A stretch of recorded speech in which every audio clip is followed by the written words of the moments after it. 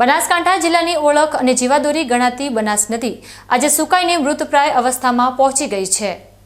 દાંતીવાડા ડેમના નિર્માણ અને પાણીના પ્રવાહને અન્ય વિસ્તારોમાં વાળવાની સરકારી નીતિના સીધા પરિણામ રૂપે નદી કિનારાના ગામો અને શહેરોની દશા બેસી ગઈ છે। આના કારણે ભૂગર્ભ જળસ્તર એટલા ઊંડા ઉતરી ગયા છે કે ખેતી કરવી લગભગ અશક્ય બની ગઈ છે। સરકારની આ અન્યાય નીતિથી સ્થાનિક લોકોમાં ભારે રોષ છે, જેની વિગતવાર માહિતી પર એક નજર કરીએ। રાજસ્થાનમાંથી નીકળીને કચ્છના રણમાં સમાતી બનાસ નદી, જેના નામ પરથી આખા જિલ્લાનું નામ પડ્યું છે, તે આજે માત્ર રેતીનો પટ બની ગઈ છે। નદી સુકાઈ જવાથી ભૂગર્ભ જળસ્તર ધરગમ નીચે જતા ઊંડાણથી આવતું પાણી હવે ખેતી માટે યોગ્ય રહ્યું નથી અને કૃષિ ઉત્પાદન પર તેની સીધી અસર પડી છે। સ્થાનિકો સ્પષ્ટપણે કહી રહ્યા છે કે સરકાર ભલે મદદ ન કરે, પરંતુ નદી કાંઠાના ગામોને કુદરતે આપેલો હક છીનવાનો સરકારને કોઈ જ હક નથી। દાંતીવાડા ડેમ દ્વારા નદીના કુદરતી પ્રવાહને રોકીને આ પાણી કેનાલ મારફતે અન્ય વિસ્તારોમાં મોકલવામાં આવતા બનાસકાંઠાના આ ગામો અને શહેરો સાથે સીધો અન્યાય થઈ રહ્યો છે।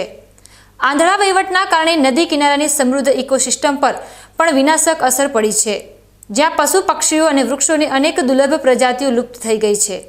ખેડૂતોની દ્રષ્ટિએ આ તો ઘરના છોકરા ઘંટી ચાટે અને પાડોશી આટો ખાય જેવી ગંભીર સ્થિતિ છે।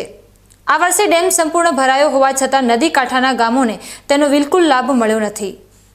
દાંતીવાડા ડેમનું જે પાણી જો 100% નહેરમાં ખોલવામાં આવે ને, એવું જો નદીમાં 50% જો છોડવામાં આવે અથવા 30% 40% છોડવામાં આવે ને, તો અમારા આજુબાજુના ગામમાં વાસણા, રાણપુર, ભડત, ડીસા, વાસણા, માલગઢ, દસાનાવાડ, લુણપુર, સદરપુરથી ઝાબડિયા સુધી અમને બંને બાજુનો લાભ મળે તો અમારા તળ ઊંડા આવે તો અમને ખેતી કરવામાં ખૂબ સરળતા અને રહે। નહીંતર અમારું પાણી હવે 400 ફૂટથી ઊંડું ગયું છે, તો ગુજરાત સરકારને વિનંતી છે કે 50% પાણી અમારે નદીમાં છોડે।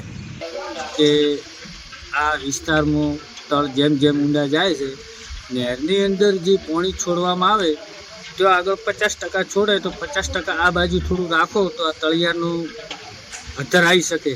ખેડૂતોને ઊંડું જવું ન પડે, કોલમાં ન જવું પડે અને ખેડૂતોને સારી રીતે રહે એવી સરકારને વિનંતી છે। હર્ષ સંઘવી સાહેબને પણ વિનંતી છે કે આનું દાંતીવાડા ડેમનું પાણી થોડું 50% આ બાજુ 1 મહિનાનો રેલો થોડો ચાલે ને એવું કરી શકો તો અમારી ખૂબ વિનંતી છે અમારા ખેડૂત ભાઈઓને। એક તરફ જ્યાં દેશભરમાં લુપ્ત થતી નદીઓને બચાવવા માટે કરોડો રૂપિયાનો ખર્ચ થાય છે, ત્યાં ગુજરાત સરકાર બનાસ નદીને મૃત્યુની કગાર પર છોડવામાં કોઈ કસર બાકી રહી નથી। માત્ર સિંચાઈના પાણી માટે બનાસકાંઠા જિલ્લાની ઓળખ પર ખતરો ઊભો થયો છે। ખેડૂતો તેમના ભવ્ય ભૂતકાળની જાહો જલાલીને આજે પણ યાદ કરે છે અને સરકાર દ્વારા કરવામાં આવેલા અન્યાય બાદ આ વિસ્તાર બરબાદ થઈ ચૂક્યો છે। જે રીતે ગુજરાત સરકાર નદી કાંઠાના ગામોનો હક છીનવી રહી છે, તે જોતા આ વિસ્તારમાં ન્યાય માટે ટૂંક સમયમાં જ બનાસ બચાવો માટે એક મોટું અને ઉગ્ર આંદોલન છેડાય તો નવાઈ નહીં।